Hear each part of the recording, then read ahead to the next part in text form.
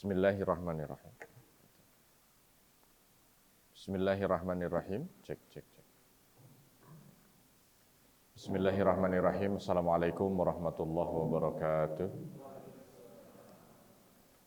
Innal hamdalillah nahmaduhu wa nasta'inuhu wa nastaghfiruh wa na'udzu billahi min shururi anfusina wa min sayyiati a'malina.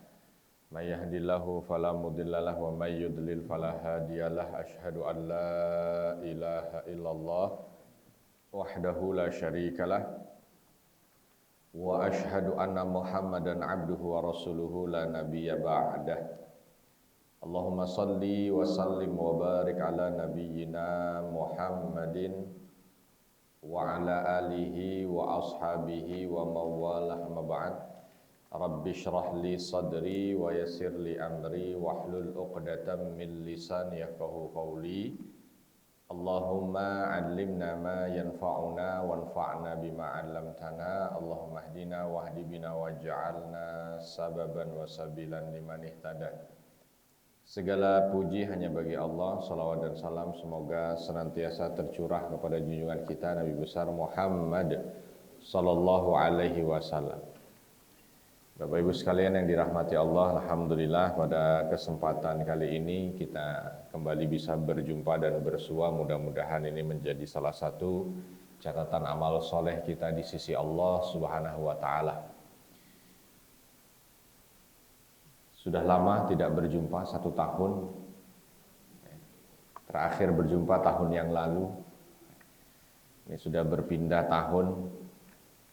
Dan insya Allah kita akan melanjutkan kajian sirah nabawiyah kita.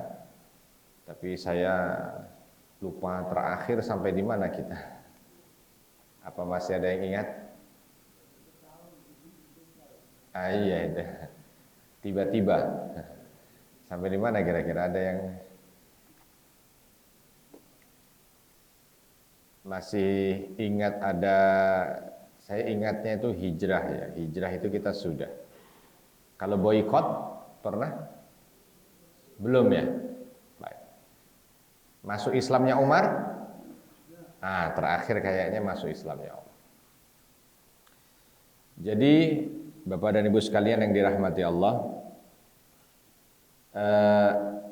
dalam kehidupan yang dialami dakwah Nabi Shallallahu Alaihi Wasallam itu seolah pasang surut itu menjadi sesuatu yang biasa. Ada naik, ada turun, ada susah, ada mudah. Dan kalau kita lihat, di antara yang Allah Subhanahu wa ta'ala berikan kemudahan itu adalah ketika ada beberapa orang yang memiliki kemampuan dan kekuatan, Allah Subhanahu wa ta'ala mudahkan hatinya untuk masuk ke dalam Islam. Jadi kalau ada fase dalam dakwah Nabi Shallallahu Alaihi Wasallam itu, pertama kali wahyu turun sampai dengan tahun ketiga, itu disebut dengan fase dakwah sirriyah, diam-diam. Mulai tahun keempat disebut jahriyah, terang-terangan. Waktu diam-diam, artinya diam-diam ini bukan bisik-bisik, bukan. Tapi diam-diam ini tidak diekspos. Hanya ketika Nabi jumpa dengan satu sahabat, Nabi jumpa dengan 1 orang, Nabi jumpa dengan 2 orang, Nabi jumpa dengan 3 orang, beliau sampaikan. Jadi orang per orang itu yang disebut dengan sirriyah. Nah kalau sudah begini ini, sudah dikumpulkan orang, entah berapalah jumlahnya lebih dari 3, itu yang disebut sudah dengan masa dakwah jahriyah. Terang-terangan. Nah, di masa ketika Nabi Shallallahu Alaihi Wasallam itu sudah terang-terangan, maka tekanan orang-orang kafir Quraisy makin menjadi. Tekanan orang kafir Quraisy makin kuat intensitasnya. Makanya ada yang sampai digulung dengan tikar di antara sahabat itu, lalu diikat kakinya ke atas, digantung di bawahnya, dibikin asap. Jadi seolah diasepin. Lalu ada juga di antara sahabat yang diikat kakinya, ditarik dengan kuda di tengah padang pasir. Lalu ada yang dicambuk dengan cambuk yang ujungnya itu benda tajam, sehingga sekali cambuk mengucur darah. Ada yang dia itu dipakaikan atau beliau dipakaikan baju besi panas yang sudah dipanaskan sehingga meleleh dagingnya, macam-macam.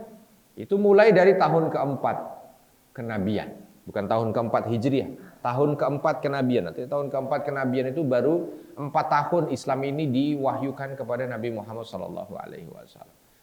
Oleh sebab itu nanti di tahun keempat dan kelima itu ada hijrah menuju ke Habasyah. Ada hijrah menuju ke Habasyah yang kemarin kita ceritakan. Nah ternyata di tahun ke-6, 4 tahun kelima tahun berat karena banyak bentuk penyiksaan fisik dari orang-orang kafir Quraisy. Tahun ke-6 Allah berikan hadiah. Diringankan. Dengan apa? Masuk Islamnya Hamzah. 3 hari berikutnya masuk Islam Umar. Hamzah itu jawara. Di Mekah nggak ada yang berani melawan Hamzah. Untuk gampangnya saking jawaranya Hamzah ini, kalau yang lain kalau lagi berburu itu berburu kijang, ya, berburu rusa. Kalau Hamzah berburu singa. Jadi dulu di Mekah itu di seputaran sekeliling Mekah banyak singa. Singa padang pasir. Singa padang pasir, bukan singa biasa. Maksudnya begini, singa padang pasir itu lebih garang dibanding dengan singa biasa. Itu binatang yang dicari oleh Hamzah untuk diburu. Dan kalau berburu singa tidak berburu sendirian. Mohon maaf, kalau berburu singa tidak mau bersama-sama, maunya sendirian. Jadi head to head lawan singa. Itu Hamzah, bisa dibayang gimana jawaranya. 3 hari setelahnya Umar bin Khattab. Jadi kalau ditanya di Mekah itu siapa jawara paling ternama, ya nomor 1, nomor 2 mereka ini.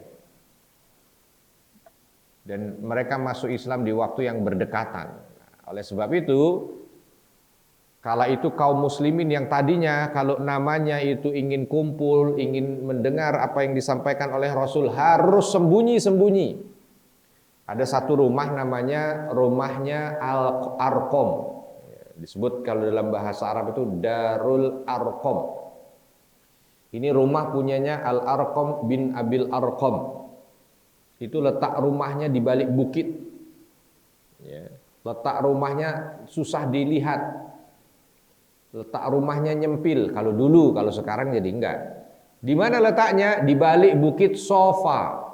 Kalau Bapak Ibu ke Mekah, sa'i antara Sofa dan Marwah. Ini ada bukit Sofa yang biasa kita memulai sa'i di balik, di sebelah mana berarti itu ya?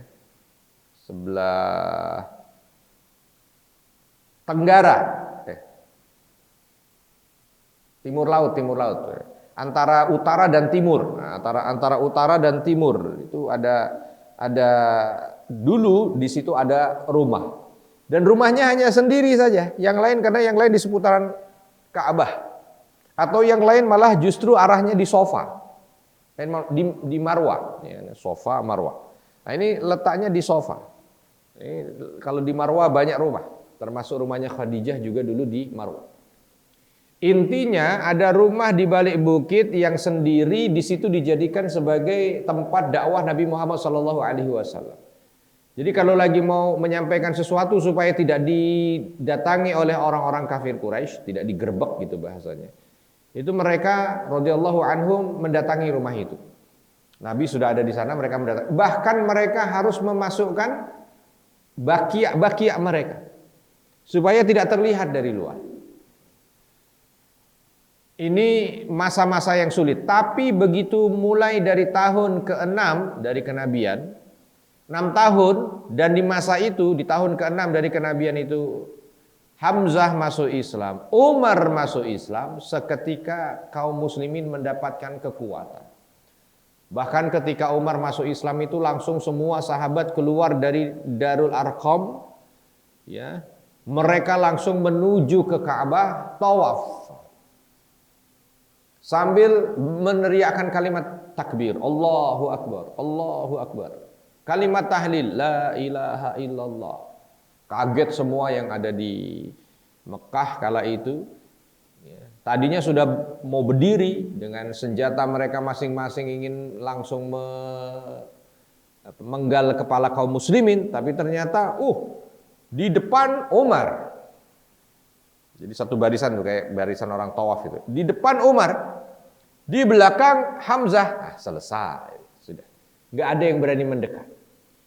Maka kaum muslimin mengatakan mulai dari saat itu kami mendapatkan keberanian. Dan ini berdasarkan dari doa Nabi SAW. Nabi selalu berdoa. Mulai dari awal dakwah ini didakwahkan terang-terangan, beliau ternyata senantiasa berdoa, ya Allah kuatkan Islam ini dengan salah satu Umar dari dua orang Umar yang ada di Makkah. Yang pertama Umar bin Khattab, yang kedua Amr. Amr sama Umar, Amr sama. Amr Abu Jahal bahasa kita.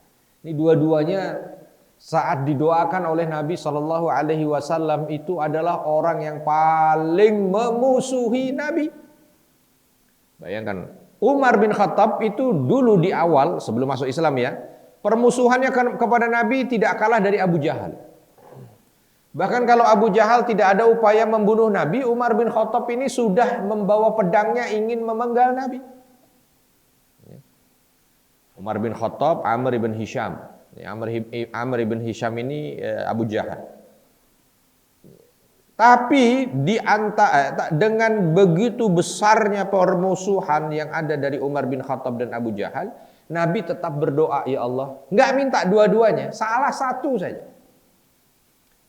Kuatkan Islam ini dengan salah satu Umar di antara dua Umar.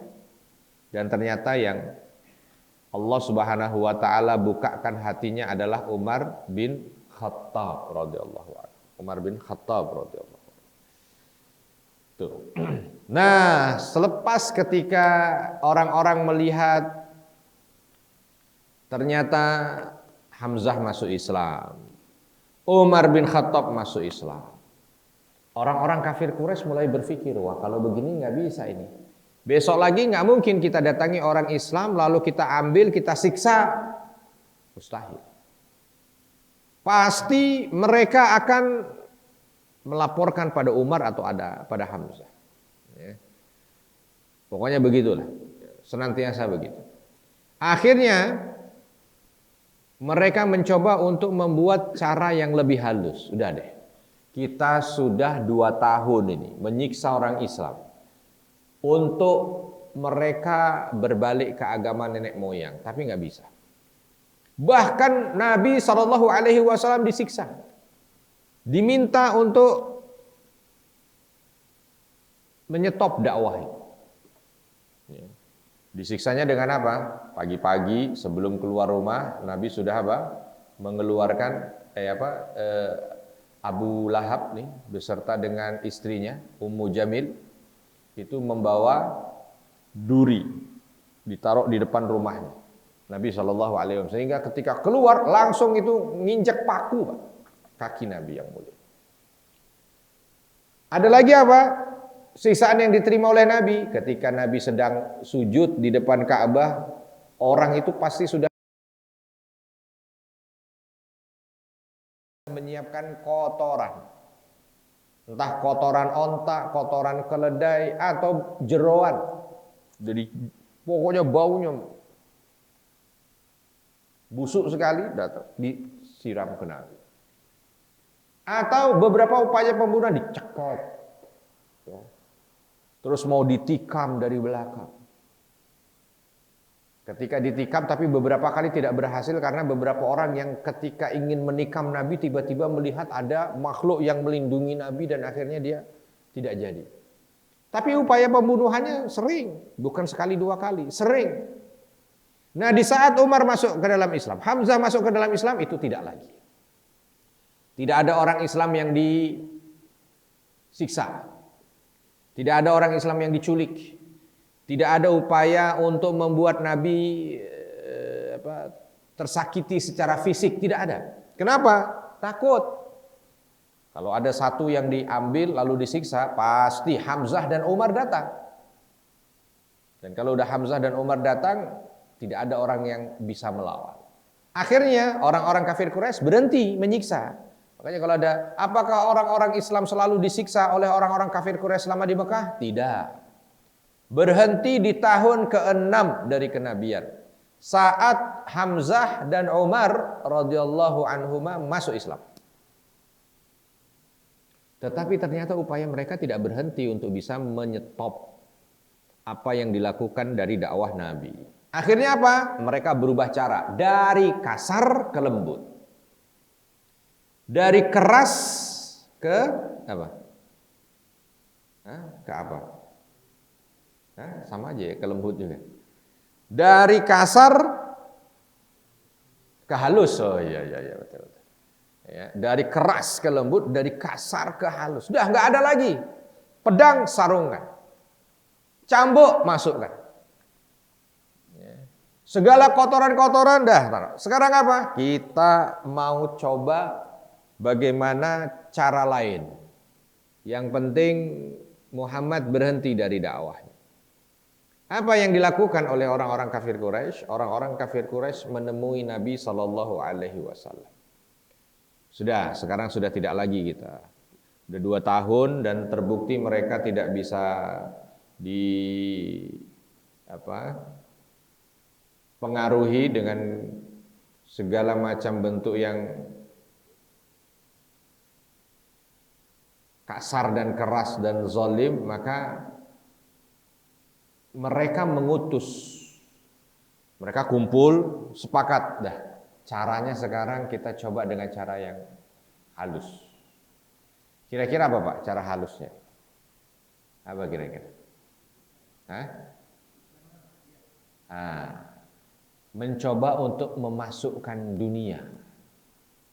Ya. Ini kan orang-orang Islam ini kan Muhammad, kita kerasi, kita kasari nggak berhasil. Makin militan, makin kuat, makin solid. Terus masukkan uang, masukkan dunia. Maka mereka berpikir kalau begitu bagus ini, kita coba. Kita juga bukan tidak punya uang, banyak kita uang. Kenapa nggak kita coba?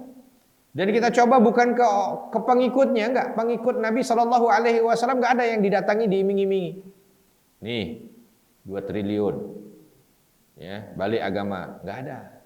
Nih 1 triliun, nggak ada ke pengikutnya. Tapi apa? Langsung ke Nabi. Kalau sudah langsung ke Nabi, nilainya juga fantastis. Nilainya pasti fantastis. Tapi sebelum itu mereka berpikir siapa yang harus kita utus. Kalau yang datang kepada Nabi itu tiba-tiba Abu Jahal, pasti Nabi juga menolak.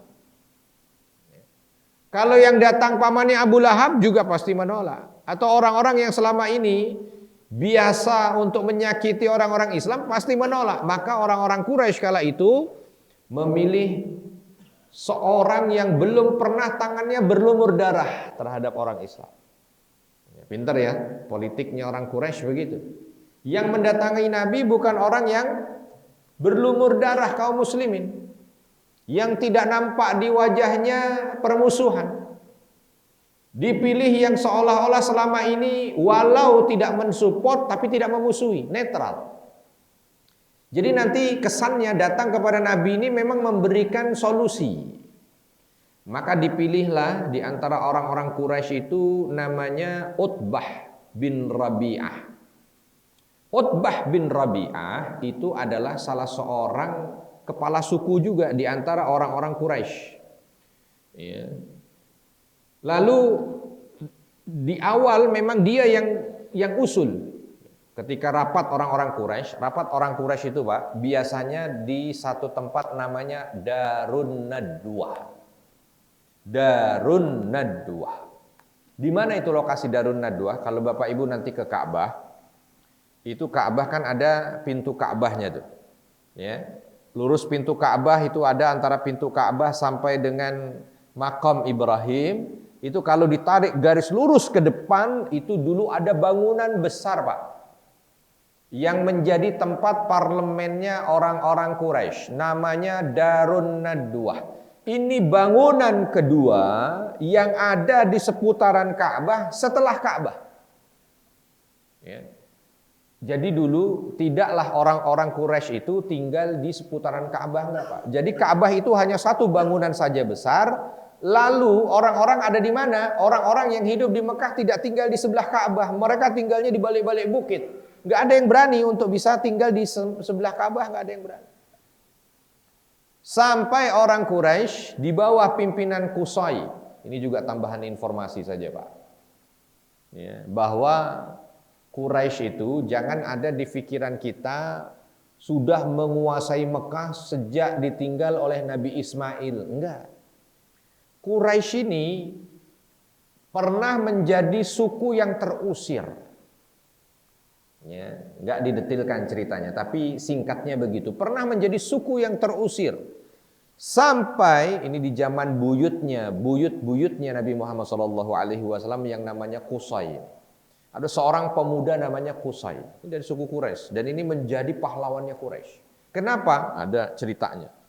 Jadi Qusay ini termasuk di masanya ketika dia menjadi pemuda Quraisy, itu adalah masa di mana Quraisy terusir dari Arab. Bukan dari Mekah, Pak, dari Arab. Sehingga mereka apa? Harus pergi. Ngungsi. Ngungsinya kemana? Ke daerah Syam, kalau sekarang Jordan. Ngungsi ke daerah Syam. Tapi di tengah perjalanan Qusay ini teriak sebagai seorang pemuda yang berani gitu. Dia ngomong sama kepala-kepala suku yang saat itu sedang mengungsi berangkat menuju ke daerah Syam. Dia bilang, ngapain kita keluar? Bukankah memang kita itu lahir asal kita dari Mekah? Nenek moyang kita dulu di Mekah. Tapi pimpinan kabilahnya bilang apa? Ya betul, kita asal dari Mekah, nenek moyang kita dari Mekah. Bahkan nasab kita nyambung ke Nabi Ismail yang bisa dibilang itu pemilik Mekah, tetapi kita sekarang lemah. Kita terusir dan kita tidak bisa melawan. Kalau melawan akan banyak sekali korban, bahkan mungkin Quraisy hilang, tidak ada lagi suku Quraisy. Semua akan dipenggal oleh suku yang saat ini menguasai Mekah. Maka Qusay ini mengatakan, kalau begitu izinkan saya kembali ke Mekah untuk bisa menjadikan Mekah tanah Quraisy lagi. Anak muda. Orang-orang yang menjadi pimpinan-pimpinan kabilah-kabilah yang ada di Quraisy. Quraisy itu kabilah besar, Pak, di bawahnya ada suku-suku. Gampangnya begini, kalau kabilah itu seperti provinsi. Di bawahnya nanti ada kabupaten, di bawahnya nanti kan ada kecamatan, ada kelurahan, begitu. Quraisy suku besar, nanti ada kabilah. Nanti di bawah kabilah ada lagi sub kabilah, ada segala macam.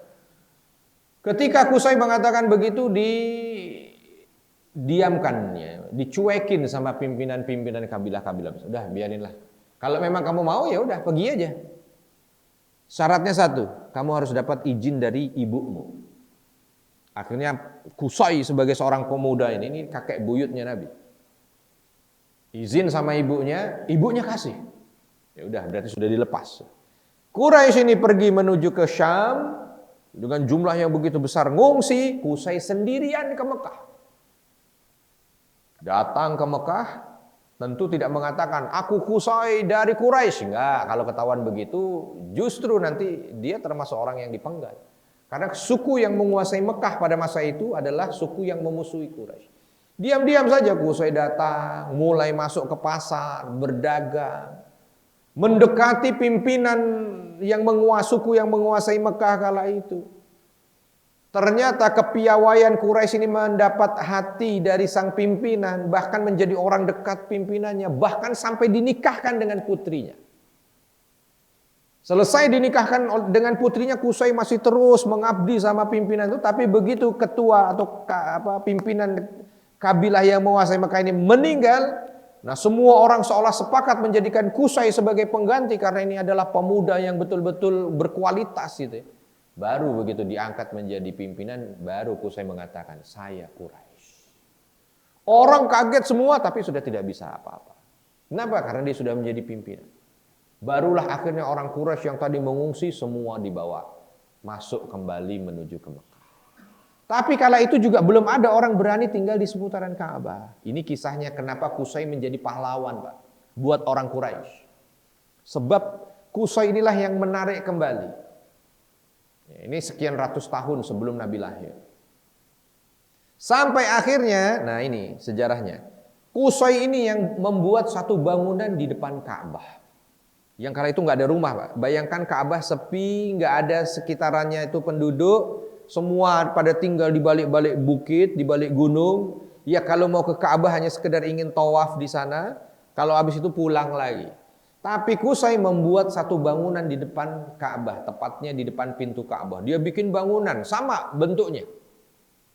Di situ digunakan sebagai parlemennya Quraisy. Disebut Darun Nadwah. Baru setelah itu di sebelahnya dibangun istananya Qusay. Baru setelah itu dibangun rumah-rumah petinggi-petinggi Quraisy. Baru setelah itu terus akhirnya rame di masa Nabi Shallallahu Alaihi Wasallam lahir besar sudah penuh dengan rumah di seputaran Ka'bah. Nah, Qusay ini yang membuat Darun Nadwah, ternyata Darun Nadwah ini di masa dakwah Nabi beberapa kali digunakan untuk musyawarah membunuh Nabi Muhammad SAW. Walaupun nanti akhirnya dijadikan sebagai kantornya gubernur Mekah di masa kekhalifahan, baik Abu Bakar, Umar dan seterusnya. Nah, di situ orang-orang Quraisy kumpul di Darun Nadwah itu tadi, tempat parlemen mereka ini. Ada seorang namanya Utbah bin Rabi'ah, salah seorang kepala suku juga. Di saat orang Quraisy bingung gimana ini caranya, apa langsung mau kita jemput aja itu Muhammad, kita penggal? Oh jangan, kalau begitu bisa banjir darah nanti Makkah. Oh jangan, nanti apa kata orang, ini ternyata Quraisy membunuh orang sukunya sendiri, itu akan menjadi aib. Pokoknya macam-macam lah di situ. Akhirnya ada seorang yang bernama Utbah bin Rabi'ah ini. Dia nyampaikan, "Wahai Quraisy, bagaimana kalau kalian mengizinkan aku untuk datang ke Muhammad? Lalu aku akan bicara dengan dia." Bicara apa kamu? Aku akan bicara untuk menawarkan beberapa hal. Mudah-mudahan dia terima. Kalau dia terima, kamu harus siapkan apa yang aku tawarkan.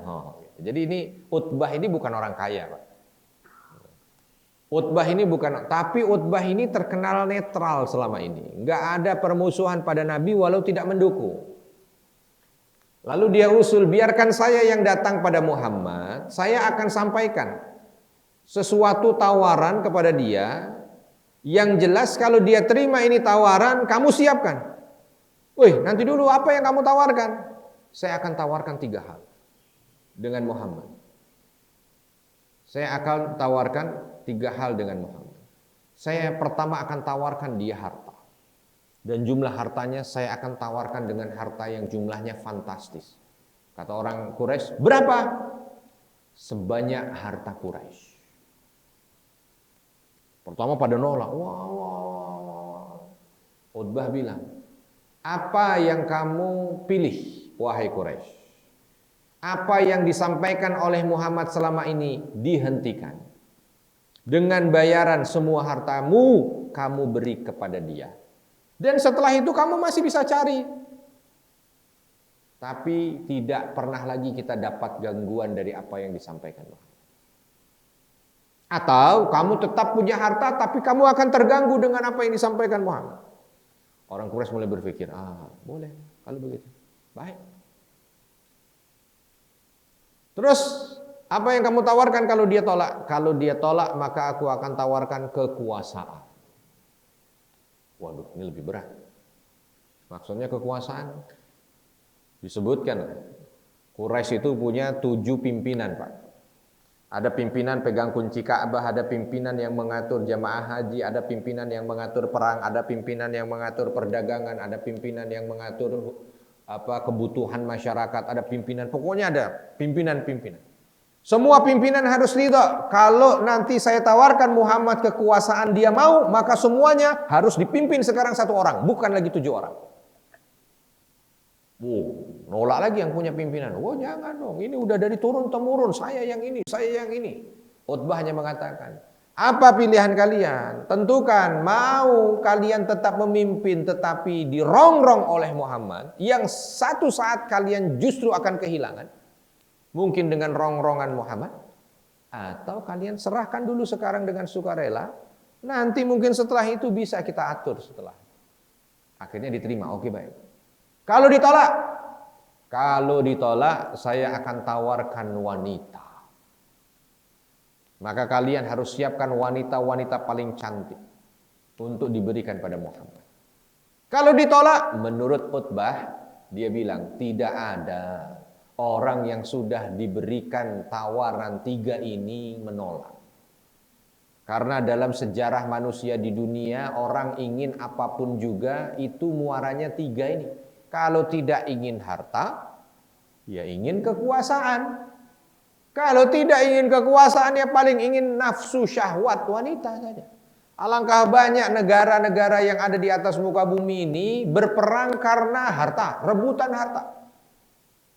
Atau rebutan kekuasaan, atau rebutan wanita, enggak ada rebutan yang lain lagi. Maka izinkan saya untuk temui Muhammad. Orang Quraisy diskusi. Gimana? Oke. Yang penting apa yang disampaikan oleh Muhammad berhenti. Kalau umpama dia yang minta nemui gimana? Enggak apa-apa. Dia yang memang terkenal selama ini netral. Enggak ada urusan. Jadi Muhammad enggak curiga. Seolah biar nanti memberikan nasihat. Baik, kata Quraisy. Bagus, Utbah pergi. Bicara pada Muhammad. Maka segera itu Utbah bin Rabi'ah berangkat. Begitu datang, ini Utbah bin Rabi'ah punya hubungan darah, hubungan nasab dengan Nabi, walau agak jauh, tapi punya hubungan nasab. Maka begitu datang, disapa. Begitu datang, ngobrol yang hangat. Nabi pun menerima dengan, ini saudara. Makanya apa yang disampaikan oleh Utbah bin Rabi'ah, pertama kali ketika ketemu langsung mengatakan, wahai anak saudaraku. Bahasa kita apa kalau ketemu saudara itu? Tergantung ya. Kalau suku apa? Kalau umpama dia suku Jawa ketemu, Mas, apa kabar? Kalau dia suku Betawi, Bang, apa kabar, Bang? Nah, gitu ya. Jadi pokoknya maunya dekat. Wahai anak saudaraku, sesungguhnya engkau telah datang kepada orang-orang dengan sesuatu yang amat besar.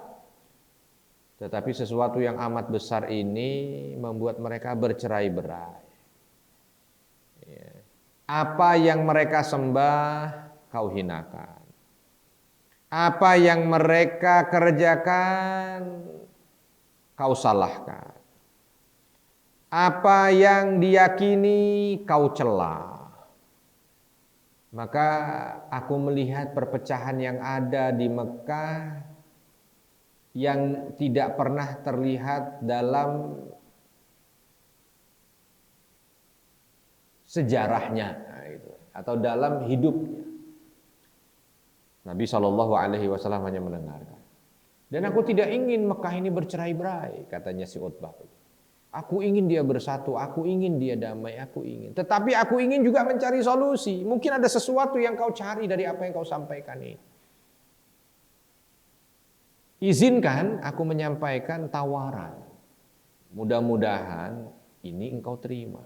Sehingga nanti Mekah kembali damai, harmoni, saling menghargai, menjaga, sehingga menjadi kuat lagi. Nabi setelah mendengarkan ditanya oleh Nabi, wahai Utbah, ada lagi yang mau disampaikan? Cukup, tidak ada. Aku hanya ingin menyampaikan tawarannya sekarang. Baik, kata Nabi, apa yang kau tawarkan? Silakan, aku akan mendengarkan. Maka langsung Utbah menyampaikan dengan bahasa lembut, ya bena akhi, kalau bahasa Arab begitu. Itu udah sesuatu yang sangat lembut sekali untuk menghormati. Untuk menghormati bahasanya begitu. Mungkin kalau diterjemahkan ke orang Indonesia agak merasakan, tapi kalau udah orang Arab nih dengan sebutan ya bena akhi, wahai anak saudaraku. Oh, itu berarti sudah luar biasa. Penghormatan yang luar biasa.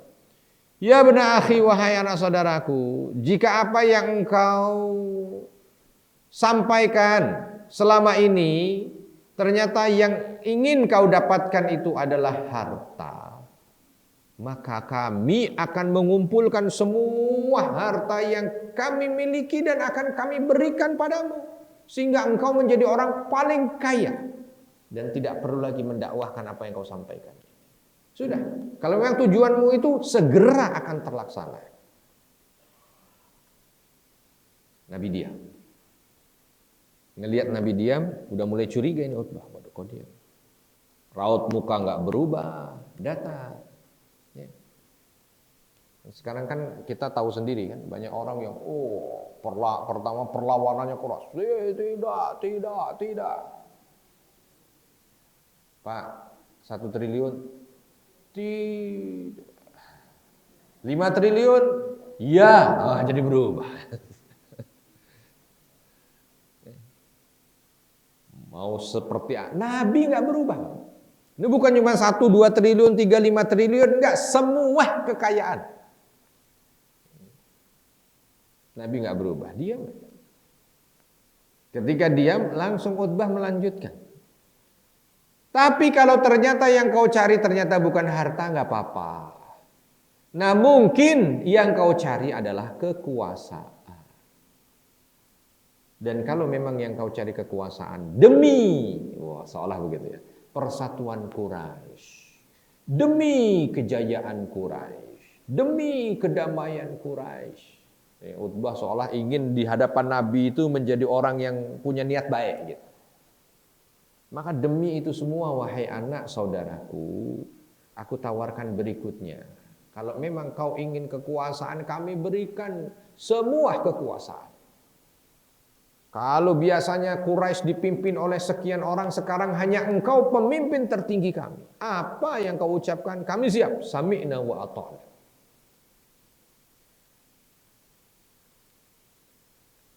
Nabi diam.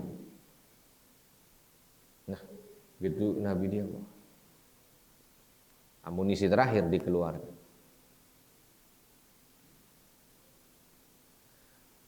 Sebelum ke terakhir disampaikan, kalau Muhammad, engkau menginginkan sebuah kerajaan. Selipan ini.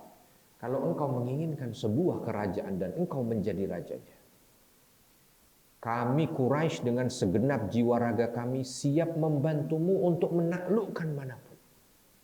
Kami siap. Ini kan tawaran yang luar biasa sebenarnya. Kami siap ada di belakangmu dengan jiwa dan raga kami. Nabi sudah mulai, kalau begitu ini bisa diajak untuk berdakwah. Tapi ternyata ujungnya, apa kata Utbah? Tapi tolong hentikan apa yang kau dakwahkan. Wah, berarti nggak bisa. Orang yang utama dakwah. Nggak bisa lagi terakhir. Kalau memang engkau menginginkan wanita, wahai Muhammad, udah mulai kalap ini Utbah. Karena nggak berubah itu. 3 yang besar nggak berubah, ditambah wanita, nggak berubah juga.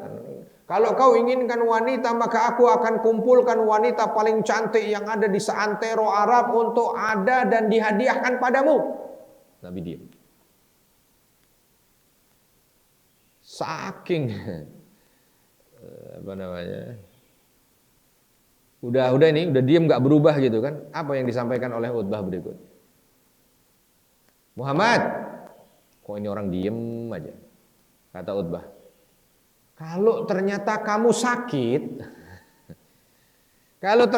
sakit, kena gangguan jin, sehingga kamu tidak merasa tenang dalam hidupmu, ini udah mulai emosi. Kami panggilkan tabib. Kami akan panggilkan tabib. Dan kami akan sembuhkan kau. Kau tidak perlu bayar, biar kami yang tanggung.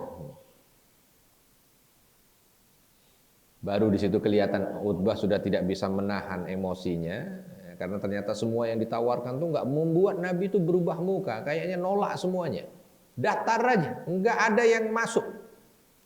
Maka baru Nabi Shallallahu Alaihi Wasallam menyampaikan, wahai Utbah, udah selesai, tawarnya udah selesai. Kata Utbah dengan emosi, ya udah. Baru Nabi Shallallahu Alaihi Wasallam menyampaikan, kalau begitu sekarang dengerin, gantian, dengarkan. Aku mau ngomong, aku akan sampaikan sesuatu, jawaban. Baik, aku dengar. Lalu Nabi Shallallahu Alaihi Wasallam menyampaikan, Utbah, ada beberapa ayat yang dibaca. Ada ayat Al-Fussilat dibacakan ayat dulu, dibacakan ayat, dan beberapa ayat disampaikan. Ya.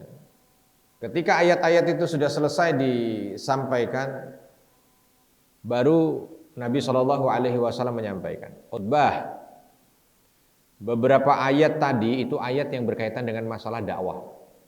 Ya, bagaimana Nabi diutus untuk berdakwah, bagaimana Nabi diutus itu untuk membuat manusia bertauhid, bagaimana Nabi diutus itu untuk mengeluarkan manusia dari kezaliman, mengeluarkan manusia dari kegelapan menuju sesuatu yang terang benderang, begitu yang dibaca. Wahai Utbah, engkau telah mendengar apa yang telah engkau dengar tadi. Aku sudah menyampaikan apa yang Allah firmankan padaku dan engkau sudah tahu. Engkau sudah tahu apa yang aku sampaikan dalam dakwahku ini tidak ada dari tawaranmu yang aku cari. Yang aku cari hanya ridha Allah. Utbah ini dengerin, malah dengerin khusyuk, diem gitu. Ya, dengerinnya sambil begini. Beberapa ayat dibaca itu malah tertegun.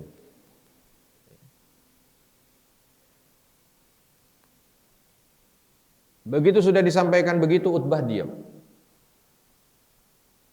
Ketika Utbah sudah mendengarkan apa yang disampaikan dan Nabi Shallallahu Alaihi itu belum menjawab apa-apa, cuma jawab itu tadi ya, baca ayat. Lalu setelah itu Utbah Nabi Shallallahu Alaihi Wasallam menyampaikan pada Utbah, engkau sudah tahu tujuanku bukan harta, tujuanku bukan tahta, tujuanku bukan wanita, aku tidak sakit, aku juga tidak ambisi ingin menaklukkan kerajaan manapun, aku juga tidak mau mendapatkan segala macam dukungan kalau itu memintaku untuk menghentikan dakwah ini. Karena Allah Subhanahu wa taala mengutusku untuk mengeluarkan manusia dari kegelapan menuju sesuatu yang terang benderang dari tauhid. Dah akhirnya Utbah diam. Pulang Utbah ini ke orang-orang kafir Quraisy. Pulang ke Darun Nadwah tadi, tempat yang mereka kumpul rapat. Yang di Darun Nadwah sudah semangat. Wah, udah, ini kalau memang betul yang diterima ternyata harta, siapkan. Oh, siap, gampang, semua akan. Kalau ternyata yang diterima kekuasaan, ya kalian harus ridho. Oh siap, kami rela. Kalau ternyata yang dicari wanita, kita harus carikan wanita-wanita cantik seantero Arab. Oh itu mudah. Lalu ternyata tiba-tiba Utbah masuk. Begitu Utbah masuk, orang-orang yang ada, melihat kan, begitu pintu kebuka kan masuk. Langsung orang-orang mengatakan, demi Latta, demi Uzza, orang-orang kafir Quraisy yang ada di situ. Kami melihat wajah Utbah pergi beda dengan wajah Utbah datang. Maksudnya apa, Pak? Pergi semangat, pulang loyo. Demi Latta, demi Uzza. Kami melihat apa yang kami lihat dari raut muka Utbah pergi beda dengan Utbah datang. Utbah nggak jawab, Pak, langsung duduk dengan wajah yang loyo tadi. Semua orang langsung datengin Utbah. Utbah, apa yang kau bawa? Gimana hasilnya? Kata Utbah, aku bawa kabar. Iya, kabarnya apa? Aku bawa kabar bahwa aku mendengar perkataan yang belum pernah aku dengar sama sekali sebelumnya. Demi Allah, kata Utbah, itu bukan syair, itu bukan sihir, itu bukan santet, itu bukan tenung. Wahai Quraisy, dengarkan aku. Dengarkan aku.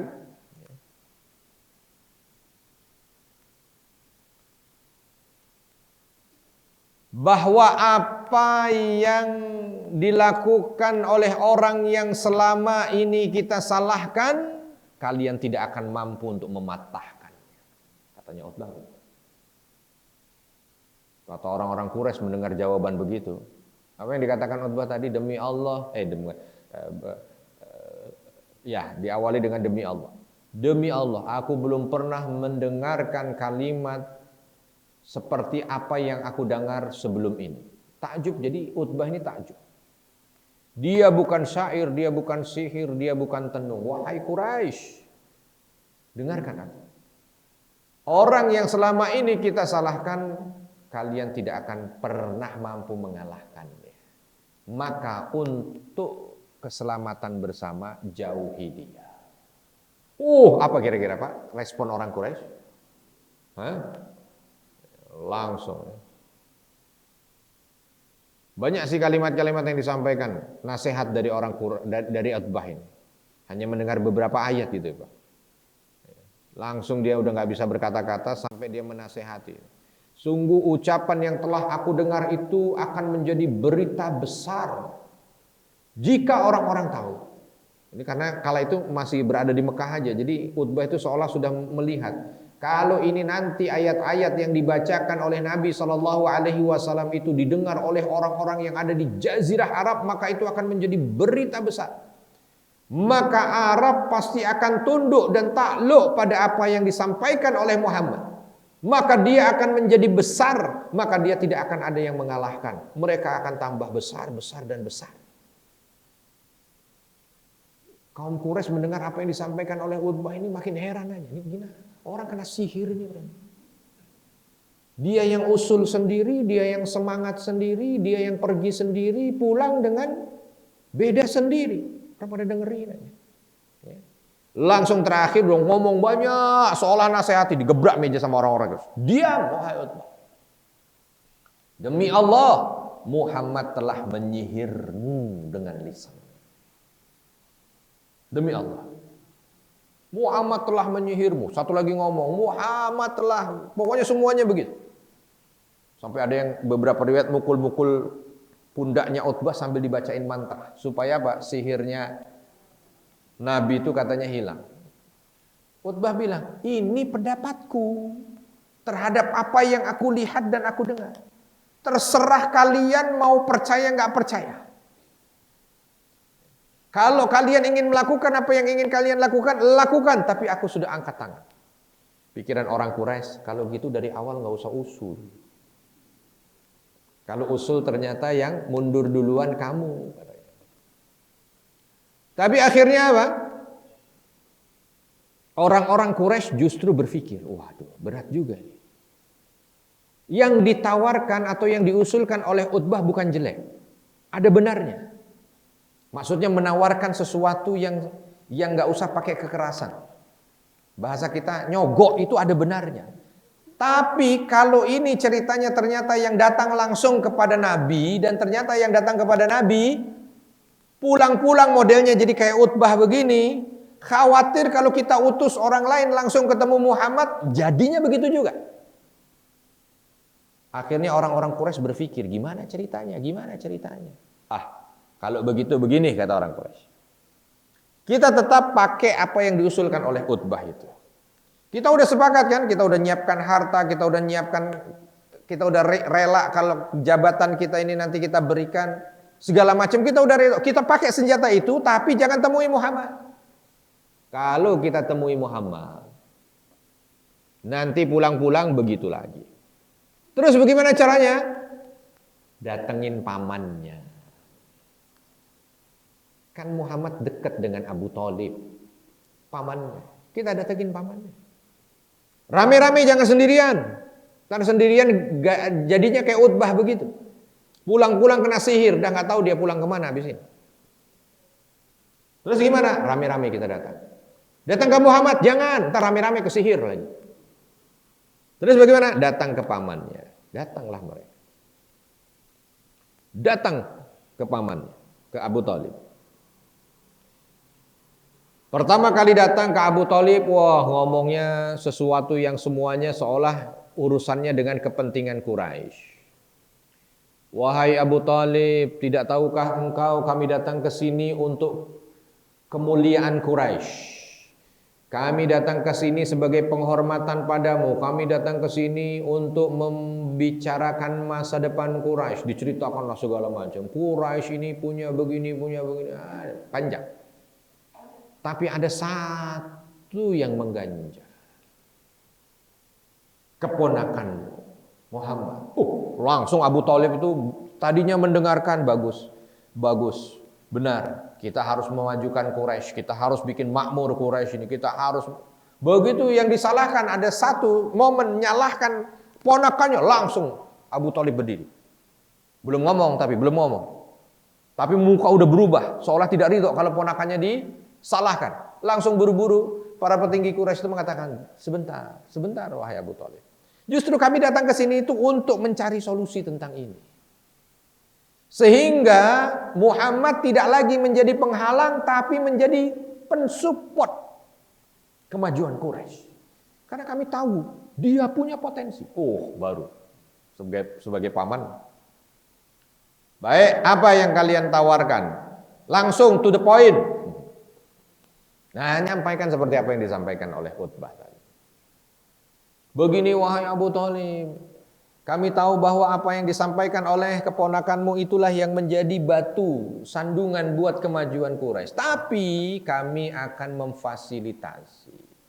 Kami akan mengumpulkan harta kalau memang dari apa yang disampaikan oleh ponakanmu itu adalah keinginan untuk mendapatkan harta. Maka kami akan kumpulkan agar dia menjadi orang paling kaya. Tapi hentikan dakwahnya. Abu Thalib hanya mendengarkan. Kalau yang diinginkan kekuasaan, maka kami akan rela memberikan semua kekuasaan kami untuk dia. Tapi hentikan dakwah. Kalau yang dicari wanita, kami akan carikan wanita cantik. Tapi hentikan dakwahnya. Jangan kau sampaikan jawabannya wahai Abu Thalib. Sampaikan dulu ke ponakanmu. Sampaikan dulu pada ponakanmu. Hasilnya apa? Maka nanti kami akan siap. Betul. Datang Abu Thalib. Nyampaikan seperti apa yang disampaikan Utbah. Nabi udah dengar semuanya. Maka Nabi langsung mengatakan, wahai paman, andai orang-orang Quraisy meletakkan matahari di tangan kananku, lalu bulan di tangan kiriku. Jadi udah bukan cuman hanya sekedar hartanya Quraisy. Hartanya Quraisy nggak ada apa-apanya. Ini matahari. Bukan juga cuman kekuasaannya Quraisy, nggak ada apa-apanya. Ini angkasa raya. Kata Nabi, kalau diletakkan matahari di tangan kanan, bulan di tangan kiri, lalu mereka memintaku untuk meninggalkan dakwah ini, mataraktu, aku tidak akan tinggalkan.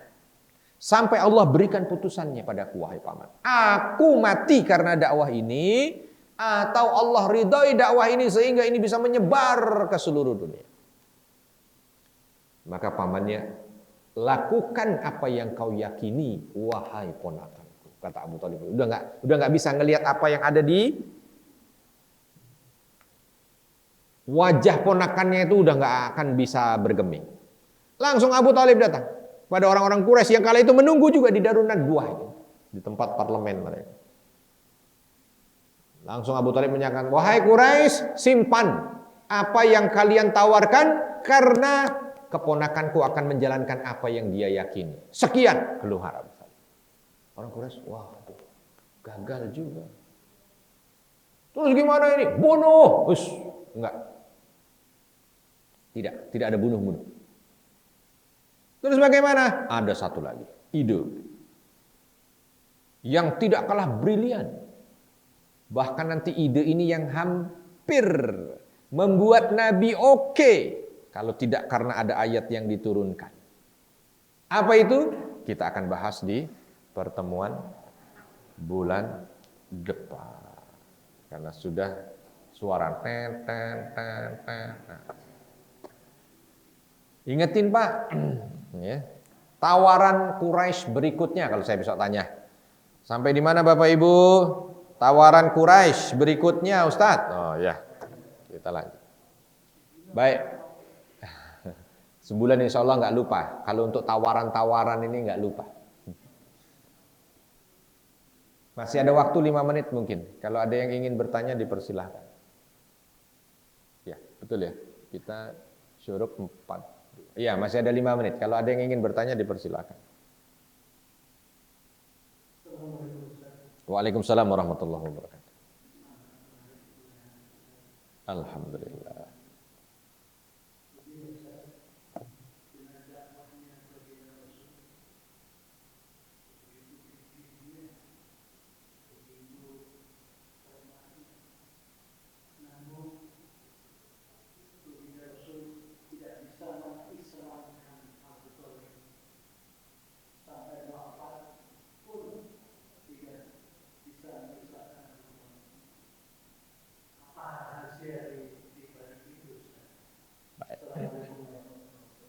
Waalaikumsalam warahmatullahi wabarakatuh. Jadi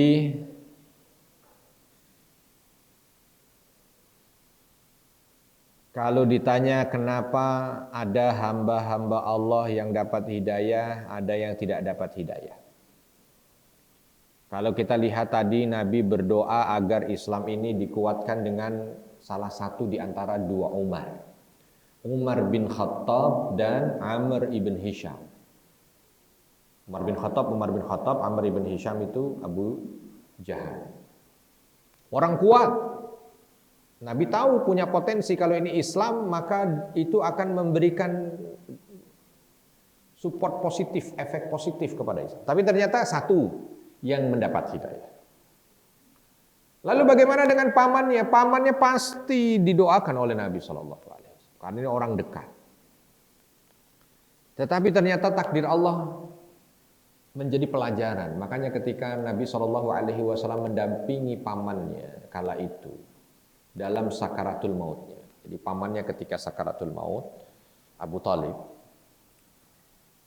itu di sebelah kiri petinggi-petinggi Quraisy. Lalu di sebelahnya ada Nabi. Nabi kala itu mengatakan, wahai paman, ucapkan la ilaha illallah. Dengan itu nanti aku akan berhujah di hadapan Allah. Langsung petinggi-petinggi Quraisy yang ada di sebelahnya, jangan wahai Abu Thalib, jangan. Karena kalau kau ucapkan ini maka engkau menghinakan leluhur kita. Terus antara ini sampai akhirnya Abu Thalib meninggal tidak dalam kondisi muslim. Kalau kita lihat apa faidahnya, ayat setelahnya turun bahwa innaka la tahdi man ahbabta walakinallaha yahdi man yasha. Ayat atau hadis ini.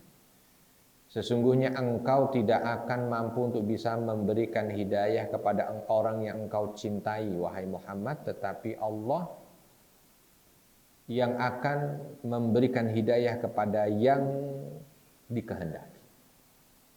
Jadi ini bicaranya adalah bicara hak prerogatif Allah, hidayah. Lalu hikmahnya apa? Hikmah yang bisa kita ambil satu, tentu kita harus bersyukur. Dengan apa yang kita miliki, dengan segala kekurangan yang ada pada kita, Allah bukakan hati kita untuk menerima Islam. Oh, itu udah sesuatu yang luar biasa. Kalau mau dilihat latar belakang kita ini, kayaknya Abu Thalib lebih berhak dibanding kita. Kalau mau dilihat latar belakangnya gitu. Dengan segala apa yang diperjuangkan dengan, tapi Allah pilih kita dengan segala kekurangan kita. Alhamdulillah. Itu satu. Yang kedua, waspada. Bukan berarti apa yang ada pada kita dari hidayah Islam ini nanti sampai akhir zaman akan, atau sampai akhir hayat kita akan begini terus. Belum tentu. Walaupun na'udzubillah min dzalik. Tapi bukan berarti kita langsung, kalau udah Islam aman lah, sampai mati Islam. Banyak kisah yang lain. Pernah saya datang ke satu daerah. Selesai menyampaikan materi kajian, sebelum pulang ke bandara, orang-orang yang ada di situ tiba-tiba sesepuh gitu ya, tokoh masyarakat lah, datangin saya. Ustadz, masih ada waktu nggak sebelum ke bandara, Ustadz? Maksudnya gimana ya? Kita mau silaturahmi ke salah seorang tokoh kita, Ustadz. Loh, kenapa? Ada kisah, Ustadz. Apa kisahnya? Dulu Ustadz, kampung ini semuanya non-muslim. Kampung ini semua non-muslim. Yang muslim hanya beliau. Yang muslim hanya beliau. Beliau yang dakwah di kampung ini dari masa mudanya. Dakwah di kampung ini, ngajak orang supaya muslim. Kalau sudah muslim, ngajak mereka ngaji, ngajar satu-satu. Bangunin subuh sampai bikin masjid ini. Bahkan orang yang pertama kali azan pun beliau. Terus luar biasa ini. Tapi sekarang dia sudah murtad. Murtad. Saya langsung astagfirullah. Makanya Ustadz, kami sedih. Yang bikin kami sedih itu, kalau Ustadz masih ada waktu, kita main ke rumahnya mampir. Minimal mudah-mudahan hanya ikhtiar. Kalau beliau jumpa dengan Ustadz, ngobrol, hidayah kembali hadir. Karena usianya sudah hampir 80 tahun. Murtadnya belum lama, baru 3 tahun terakhir. Jadi udah 70 sekian tahun murtad. Padahal dari awal itu orang yang pertama kali untuk mengasah segala macam nilai-nilai ketauhidan di tempat itu. Saya sedih gitu kan. Akhirnya ikut juga. Berangkat sampai di sana kita ucap salam. Assalamualaikum di rumah. Tiba-tiba terdengar jawaban dari dalam. Fasih. Waalaikumsalam warahmatullahi wabarakatuh. Saya langsung alhamdulillah udah Islam. Masuk. Baik, orangnya baik. Walaupun udah tua tapi masih baik. Tadi jamu, kenapa nggak ngomong dulu kalau mau datang? Kalau datang mungkin saya bisa siapkan yang lain. Memperkenalkan, ya ini Pak, ini alhamdulillah masjid kita baru ada pengajian, ini ada Ustadz dari Jakarta. Oh alhamdulillah Ustadz, terima kasih. Gitu. Saya ngeliatnya, wah ini udah Islam nih. Udah nggak perlu nih langsung ke bandara ini. Langsung colek-colek ke saya, colek-colek. Kok dicolek-colek lagi? Selesai begitu agak sedikit mau ngambil minuman ke dalam, panitia-panitia ini pada bilang, Ustaz, ayo Ustaz, sampaikan Ustaz supaya balik ke Islam lagi.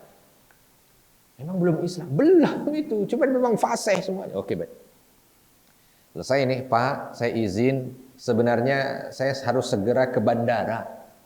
Tapi karena ini tadi Masya Allah sahabat-sahabat di masjid minta supaya silaturahmi ke Bapak, saya silaturahmi.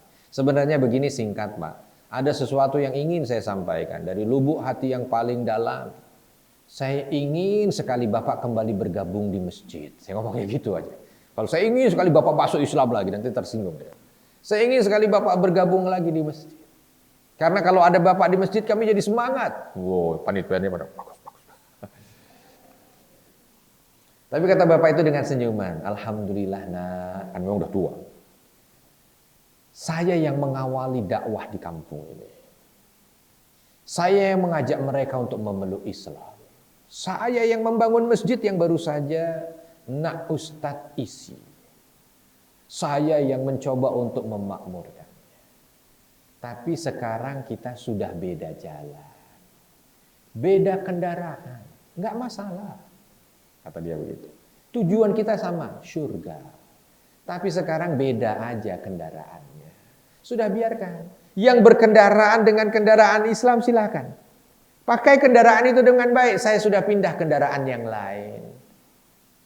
Dan nanti dengan kendaraan saya kita juga akan jumpa di surga. Waduh, saya bilang, lemes semuanya lah. Nah, nggak bisa ada waktu yang panjang lagi. Mepet sekali waktunya harus segera ke bandara. Hanya pamit saja. Baik, Bapak. Bismillah insya Allah. Mudah-mudahan. Semua Allah berikan kebaikan dan Allah jaga hidayah masing-masing. Dia amin kata. Tapi yang lain juga aduh. Dah pulang. Nggak tahu saya ceritanya bagaimana sekarang. Tapi intinya kan cerita begini ini mengenaskan. Mengenaskan. Dan kita berharap jangan sampai ada pada kita. Makanya kalau kita bicara tentang itu, bicara hikmahnya, jaga akidah ini dengan sebaik mungkin. Jangan sampai setan dengan segala tipu dayanya itu berhasil untuk bisa meracuni kita. Itulah kurang lebih. Kalau ada kesalahan saya mohon maaf. Subhanakallahumma bihamdika asyhadu an la ilaha illa anta astaghfiruka wa atubu ilaik. Wassalamualaikum warahmatullahi wabarakatuh.